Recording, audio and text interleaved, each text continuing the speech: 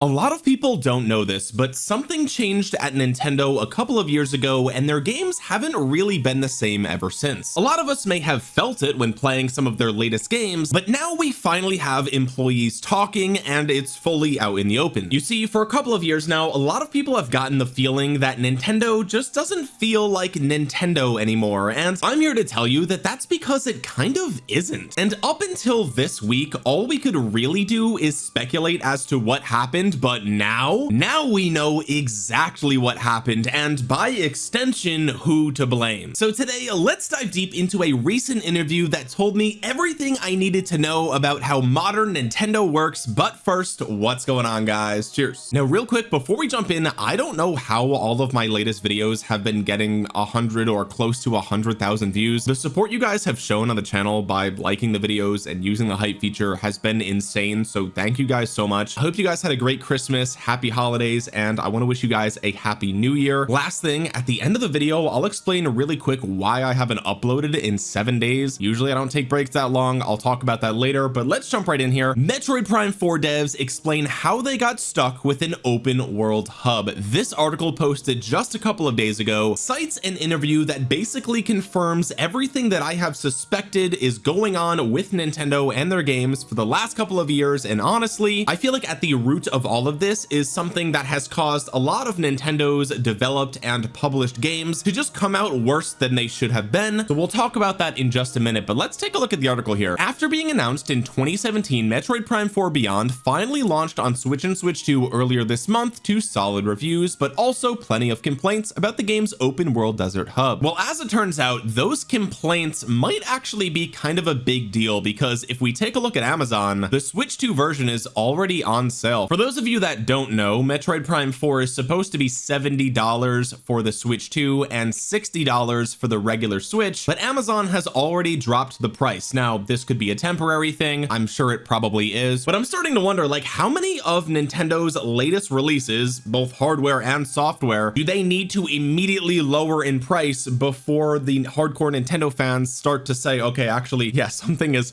clearly going on here? Because look, I remember getting the GameCube when it was brand new. I remember getting the Wii when it was brand new, and even the Wii U throughout all of Nintendo's history as far back as I can remember. Okay, Nintendo's newest, latest, and greatest stuff just didn't ever go on sale, at least not immediately. And I know this is $3. I know it's $3. It's not a big deal, but it is when it's like the 15th thing that they put on sale in the last 6 weeks, and it's the latest, newest thing that just came out. I know it's only on Amazon. The whole video is not about this, okay? It's just like the 100th point on the graph that proves I've been right for a long time. But anyway, let's go back to the article here, okay? Because clearly there were complaints about Metroid Prime 4, all right? Even from normies that I know who don't care about any of the Nintendo controversies or the hype or the sales data. They don't care about any of that stuff. They're just like, hey, I played Metroid back in middle school. I missed it, and I played the new one. And they're like, yeah, it ain't that good. Just like regular Metroid enjoyers are just like, it's whatever. It's fine. Like, it's good. It's nothing great. It's not crazy. Okay, let's jump over to Nintendo Everything, because they actually have a translation of this developer's comments, particularly about why the game is an open world. It seems the company noticed at least some fan interest in seeing the franchise adopt that approach. However, rather than going full open world, Nintendo and Retro Studios created a hub of sorts, which has drawn some comparison to older 3D Zelda games. Although Nintendo realized that players' impressions towards open world games has changed, the company didn't want to backtrack on development again, as the project was already rebooted once. That's when the development went over to Retro Studios and, quote, resolved to move forward with our original vision. Here's the original translation of Nintendo's comments below, which come from the latest issue of Famitsu. Quote, at the start of the project, perhaps due to the influence of The Legend of Zelda Breath of the Wild, we saw a lot of comments on the internet saying, quote, we want to play an open world Metroid. However, Metroid's core element of increasing the amount of explorable areas by unlocking powers is not very compatible with the freedom to go anywhere from the beginning of open worlds. They're referring directly to Breath of the Wild here, right? Like when you first start Breath of the Wild, you can try to just go right to fight Ganon, right? You don't have to do anything else. You could just try to go right there. Most players can't do that, right? They're not going to be strong enough. They're not going to know how to actually win, but they can try, right? And that's kind of antithetical to what Metroid Prime is as a series. They go on to say, thus we thought to design a limited area that could be freely explored and have that be a hub that could connect to other areas. Then we thought that if one could move around on the bike in a satisfying way in that area, area, it could be a segment that mitigates the tension from exploration and paces the whole game. In the end, the game took much longer than I expected to finish, and we realized that players' impressions towards open world games had changed. Well, that's because it took you 18 years since Metroid Prime 3, so not only has gaming changed and gamers changed, but people's entire lives have changed since then, okay? Anyway, they said, that being said, development had already been reset once before when we started again from scratch with Retro Studios, so backtracking development again was out of the question, and we resolved to move forward with our original vision. During this time, shooting games and action games went through evolutions, with an increase in game speed in particular, but taking in those changes would have made it difficult to construct the tempo of an adventure game, so we actively chose to not take them into account. Therefore, I think this game is pretty much divorced from the changing of time. Okay, so there's a lot to unpack with this answer here, but this absolutely confirms things that I have felt were probably true for many years now. The first of which being that Legend of Zelda Breath of the Wild completely changed how Nintendo and their developers and their partners think about their games moving forward from that moment. Breath of the Wild was a smash hit success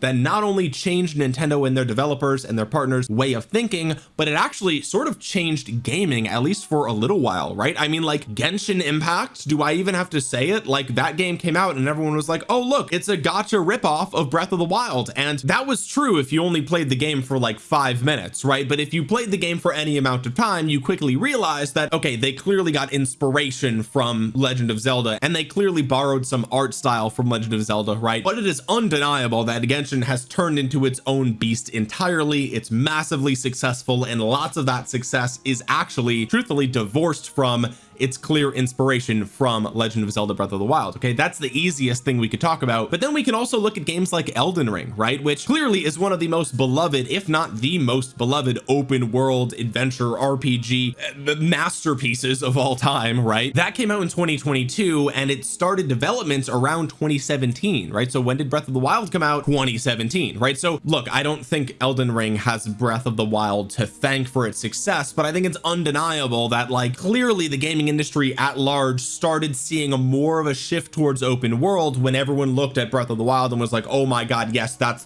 it, that's what we need to be doing. But here's the problem, okay? The problem is not all the games that came out were Elden Ring, okay? In fact, Elden Ring is kind of the exception to the rule. It is like the one game that is the pillar. It's like, this is the open world game. Other games that people often cite in that same caliber are like The Witcher 3, to an extent Skyrim as well, although that's much older, so it's hard to compare. Like, clearly there's a big difference between those games, right? But again, not every game is going to be a Skyrim or a Witcher 3 or an Elden Ring or a Breath of the Wild, right? But all of these game companies, developers and everything, are looking at the success of these games, in particular Breath of the Wild in Nintendo's case, and they're saying, okay, that really worked, people really liked that, everyone really liked that, right? We need to do more of that for everything that we can do it with. But the problem is, and again, I said there was a lot to unpack here, as they said, players' impressions towards open world games had changed. And if we take a look at this article that was posted just actually a couple of weeks ago, Open World versus Linear RPGs, Why Some Gamers Are Tired of Endless Exploration. Open world games exploded in popularity with the likes of Skyrim, Witcher 3, and Red Dead Redemption 2. These games offered unprecedented freedom, allowing players to chart their own path, stumble upon hidden stories, and lose themselves in immersive worlds. The appeal was clear: autonomy, discovery, and the thrill of stepping into a living universe. However, as the formula became standardized, cracks began to show. Many modern open world RPGs follow a predictable pattern: climb towers to unlock maps. Gosh, that sounds familiar to Breath of the Wild, doesn't it? Clear out enemy camps, complete collect X items side quests, and endure hours of travel between points of interest. Exploration often feels less like adventure and more like checklist management. The sense of wonder diminishes when every mountain peak hides a generic loot chest or another waypoint marker. This fatigue isn't just anecdotal. Player forums, Reddit threads, and review sections frequently mention quest fatigue, map clutter, and empty exploration. Wow, empty exploration is quite literally the best way to describe Pokemon Scarlet and Violet, and we'll talk about that later in this video because that is very relevant to the entire topic of this video. But man, this definitely resonates with me. I don't know about you guys, you can let me know in the comments, but this definitely resonates with me. Gamers aren't rejecting open worlds outright, they're reacting to a lack of meaningful content within them. Wow, just say Pokemon Scarlet and Violet. Like, just next time, just come out and say it. When every glowing icon on the map leads to a forgettable task, the world starts to feel hollow no matter how beautiful it looks. True, brother, big true. I also love this section of the article, why meaningful exploration matters more than scale. Yes, yes, yes, I feel seen, I feel heard by this article. Okay, exploration should evoke curiosity, not obligation. The best moments in RPGs aren't when you uncover a new region or the map, but when you uncover a secret about a character, a twist in the plot, or a moral dilemma that reshapes your understanding of the world. I don't know, sometimes I really like getting new regions, right? Sometimes I do, I'll be honest, like especially when I was playing Elden Ring and I realized I'm going into Liurnia or I'm going into Caelid or some other like completely new region. I'm like, oh dang, the game's bigger. And like by the time you get to like the mountaintops of the giants and you open up your map, you're like, bro, I've been on an absolutely legendary quest, right? Like you didn't even know when you were in Limgrave that it would be that big, but here we are, right? Okay, so I kind of a little bit disagree with this, but I get what they're trying to say. Okay, some open world games still get this right. The Legend of Zelda Breath of the Wild rewards exploration with environmental puzzles, subtle clues, and emergent gameplay. You don't climb a tower just to unlock the map, you do it because you saw something strange at the top or wondered what was behind the storm. But too many RPGs treat exploration as a mechanic rather than an experience. They fill the world with icons, not ideas. The result, players feel pressured to complete the map, not enjoy it. Completionism replaces discovery and the joy of wandering fades into grind. Exploration should surprise, not just reward. Hidden content should enrich the story, not just boost stats, and travel time should be minimized or made engaging. You hear that, Metroid Prime 4 Beyond? I feel like that's something a lot of people complained about. So here's the conclusion of the article. The fatigue with endless exploration isn't a rejection of freedom, it's a call for purpose. Gamers aren't asking for smaller worlds, they're asking for worlds that matter. Whether open or linear, the best RPGs make every step feel significant, every choice resonate, and every moment count. As players, we can vote with our attention. We can celebrate games that prioritize substance over scale, narrative over noise, and as the industry listens, there's hope for a new generation of RPGs, ones that don't just let us go anywhere, but make us care where we go. Absolute cinema, absolute. Yo, this, my boy Dylan, bro, you popped off with this article. You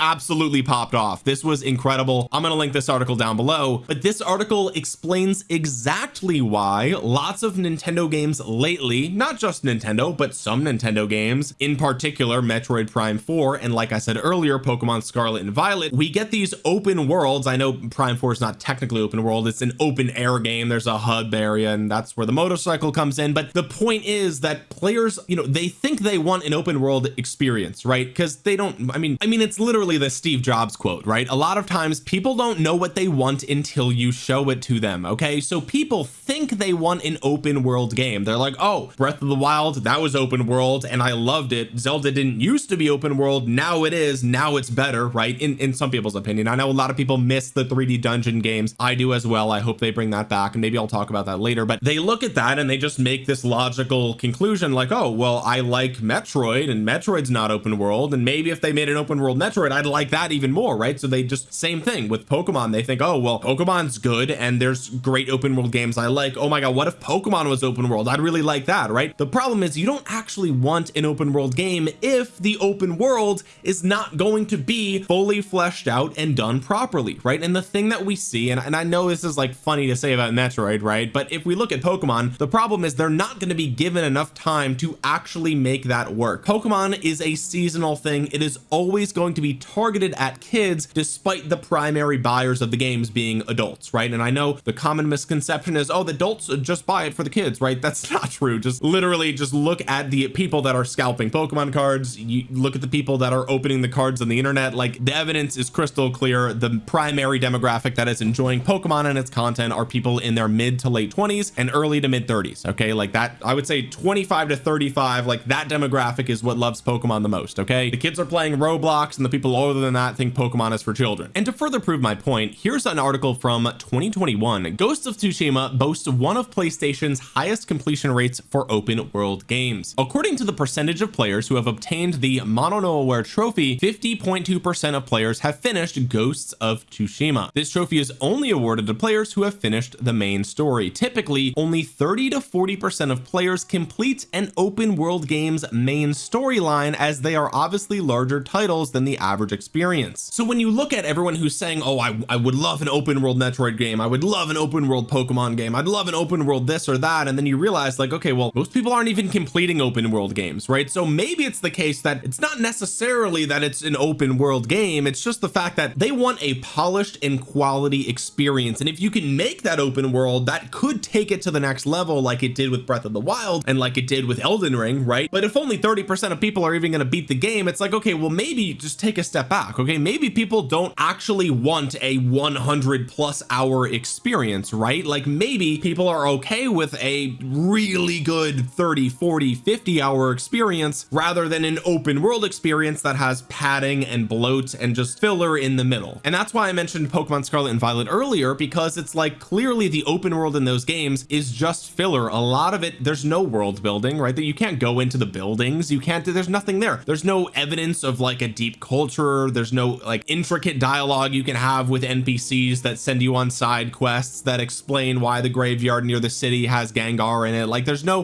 world building there. Okay, it's just a vast open polygon, and then like the render distance is horrible unless you're playing it on the Switch 2. The only good thing that open world Pokemon brought us was the way that you could shiny hunt, right? Which is just, if you're building your game for shiny hunters, you have absolutely lost the plot. Don't ever do that. That is such a small percentage of your player base. But anyway, now that we know that this developer is pointing at Breath of the Wild and saying like, hey, people played that game, they liked it, so we had to sort of shift our development to sort of fit that narrative. Who's actually responsible for this, right? Well, I mean, obviously it's Nintendo. This is a massive corporation. It's hard to like put a pinpoint on one person's head and be like, he did it, right? But we can try, right? And this is an article posted by Time Magazine. Shinya Takahashi is the conductor taking Nintendo into the future. This was actually posted in 2017, folks. What a year, huh? What? That's a coincidence, is it not? A lot of this is, hang on, I'm starting to realize a lot of this stuff is happening in 2017. What happened in 2017? Oh, that's right, Breath of the Wild. Breath of the Wild happened in 2017. Okay, now this is a fantastic article. I'm going to link to it in the description below, as I always do, but it's also very long. So let's scroll down to the part that I think is relevant to what we're talking about here. Okay, in September of 2015, as Tatsumi Kimishima was assuming the company's presidency, Nintendo merged its EID and SPD teams into a single comprehensive development group dubbed Nintendo Entertainment Planning and Development, or EPD, only now with Takahashi as captain of the ship. Okay, so there's a lot of three letters there that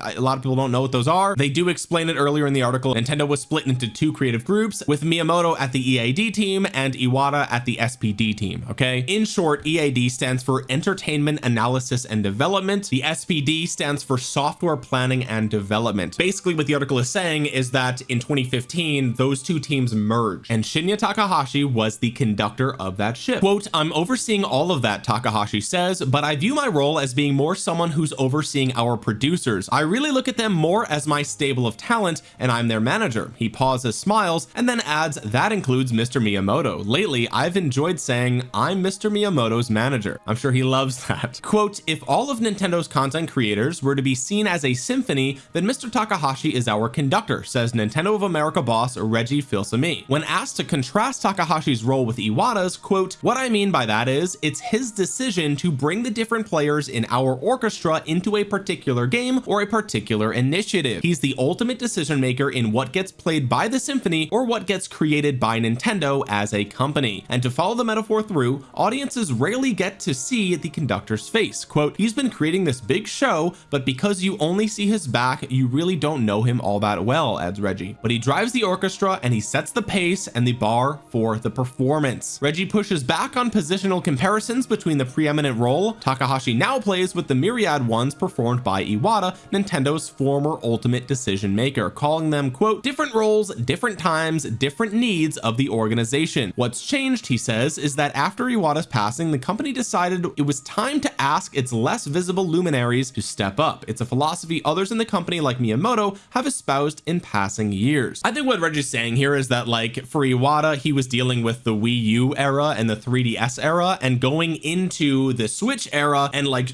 completely changing gaming with the Switch, there's different things that we have to consider here, right? Especially like as mobile gaming continued to explode around that time. There's lots of different factors that we're not even going to talk about in this video, but the point is, according to Reggie, Shinya Takahashi is the conductor. He is the ultimate decision maker, but not only that, he sets the pace and the bar for the performance. Okay, and part of that, let's just be real, this is a business, part of that is going to be what is making money, what is actually working with gamers, and also what is going to sell the best, right? And over the last 8 years, we've continuously seen Breath of the Wild get brought up when something new happens in a Nintendo game. This article is from 2023. Kirby developers explain why Forgotten Land was a Breath of the Wild moment for the series. They needed to just pull Breath of the Wild in, right? No matter how they can do it, make it about Breath of the Wild. Tell the fans that this is X, Y, or Z's franchise's version of Breath of the Wild, and then it's gonna sell, right? Ever since 2017's The Legend of Zelda Breath of the Wild took the Zelda franchise in a new direction, it's become somewhat common for audiences to point to other game franchises similar shifts as Breath of the Wild moments. Mario Odyssey, Sonic Frontiers, Pokemon Legends Arceus, Elden Ring, and a handful of other games have been described in these terms, and not just because most of them also had large open fields of grass waving in the wind. And when Kirby and the Forgotten Land was announced as the first fully 3D mainline Kirby game in the franchise's 30-year history, Breath of the Wild was once again mentioned. Speaking to Shinya Kumazaki, general director of the Kirby franchise, and HAL Laboratory expert director Tatsuya Kamayaki at the 2023 Game Developers Conference, I asked them if they felt that Kirby and the Forgotten Land was such a moment for the series. In response, Kumazaki clarified that developer HAL Laboratory doesn't try to develop Kirby titles with the intent of becoming like any other game in any other series. But then he elaborates further. If we're talking about what Breath of the Wild perhaps did for the Zelda series, in that it was a revolutionized the series, I think Kirby and the Forgotten Land was kind of a turning point, and I think you can consider it as the first step in our kind of ongoing moving forward challenge of now also creating 3D Kirby games. However, Kumazaki clarified further, just because HAL made one 3D Kirby game, that doesn't mean the entire future of the franchise is going to follow suit. Really, it's about the kind of gameplay experience that we can provide to the players and how best to optimally bring that gameplay experience that really dictates how we kind of express that in the game. It's just that now we have this new genre of 3D as another method, another way, another form of providing that optimal gameplay experience through an optimal Kirby gameplay experience. So while Kirby and the Forgotten Land is not the Breath of the Wild for Kirby, right, it's kind of undeniable that they were looking to do something new with Kirby, and like they're clearly going to be influenced by what the players are saying they want, and also what has worked for their peers at Nintendo. I mean, what are we talking about? Obviously there's going to be some influence that's happening there, even if it's subconscious. But my point with all of this, and the entire point of this video, is that because of this interview with Famitsu, we kind of have a pinpointed moment in time. It was Shinya Takahashi taking over, and it was the massive success of Breath of the Wild that has now sort of wrapped its tentacles around all of Nintendo and their partners games over the last, 7 to 8 years since Breath of the Wild came out. I mean, it even extended to Mario Kart to an extent. I mean, Mario Kart World, right? They looked and they were like, well, what can we do to change Mario Kart? Oh, just make it Breath of the Wild. Make it so you could drive everywhere. Just make it so you could just drive wherever you want. It's gonna be all, it just didn't work. I'm sorry. Like, I get Mario Kart World as a Mario Kart game. I've gone on record to say it's a good game, right? I think it's a fine, decent entry into the Mario Kart series, but it didn't need an open world mode. Like, I feel like most people that got Mario Kart World probably didn't even do the free roam open world thing, because there's nothing to really do. I mean, even for me, all I did was, yeah, I completed some of the puzzles, and it's like kind of cool to drive around for 10 minutes, right? And you can use it to like get all the different outfits for all the different characters, but really we didn't need an open world Mario Kart game. Like, what are we talking about, right? And so again, we look at Metroid Prime 4, Mario Kart, we look at Kirby and the Forgotten Land, we look at Pokemon Scarlet and Violet, and to a lesser extent Legends Arceus and Legends ZA. Those aren't really open world games. I guess kind of they are, but my point is, you look at all of these franchises that are either developed by Nintendo or published by Nintendo and are clear partners with the Nintendo, and you have to wonder, like, okay, their formula for the last 8 years has literally been take a beloved franchise, franchise, try to make it open world or at least an open air game, and like hopefully that prints money just like Breath of the Wild, right? And it's like I feel like they kind of learned the wrong lesson from Breath of the Wild. They even did this with Donkey Kong Bonanza to an extent. I know, again, that's more of like an open air game where you're just, the entire world isn't open, it's just levels as you're going down. I get there's a little bit of a distinction there, but I think you guys get my point. I'm not sipping crazy juice, am I? Right? Like everyone can see the trend, like Breath of the Wild comes out, everyone loves it, and then all the games shift towards a more open, like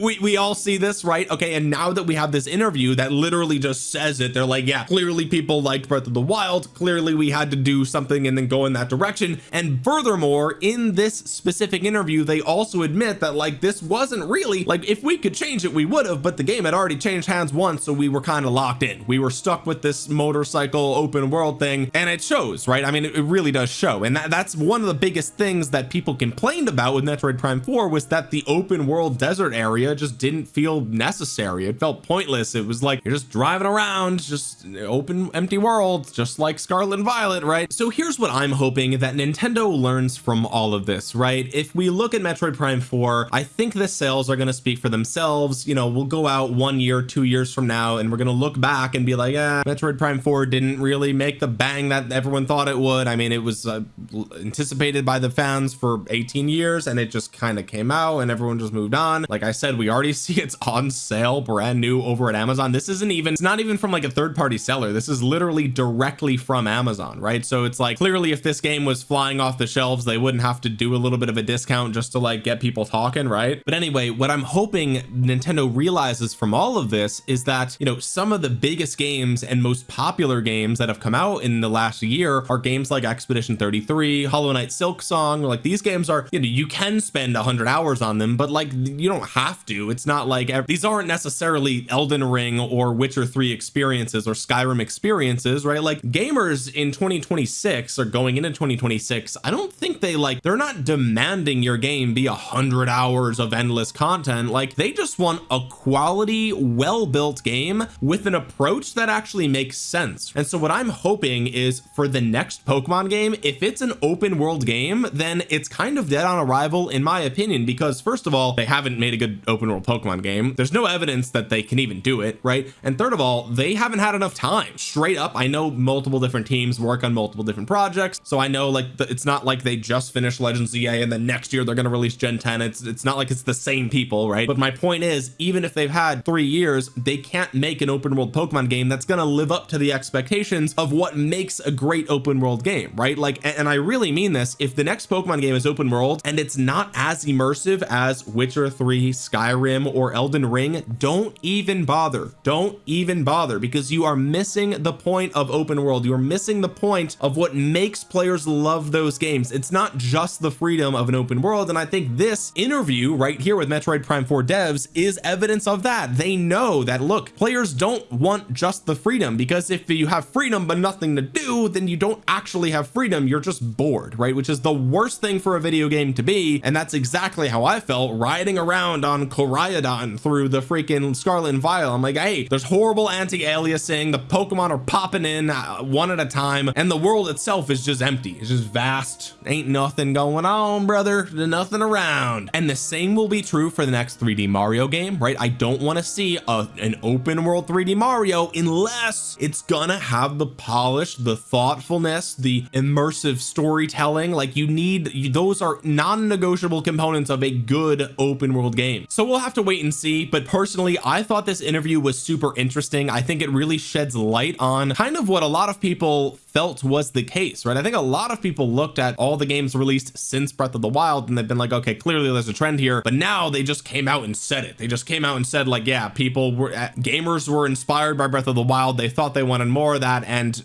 here we are, right? But anyway, guys, that's gonna do it. If you made it to the end of the video, consider dropping a thumbs up. It really helps out the channel a ton. And you might think that you're subscribed because you've seen a ton of my videos, but you're actually not. Double check down below. And earlier I told you guys I would tell you why I haven't uploaded in a week, and it's because I have had a fever since Christmas Eve. Since the evening of the 24th, I had a fever all the way up until right now, folks. 99.6. Love to see it. Okay, so we've had a fever for too long and it's beaten me up. I'm really struggling. I'm literally like sweating making this video, but it's been a week. I need to make content for you guys, so here it is. Hopefully you enjoyed the video. Hopefully that explains why. Plus we had the holidays in there, and I've been struggling, so that's what's going on. Hopefully I feel better soon. But guys, thank you so much for watching. Peace.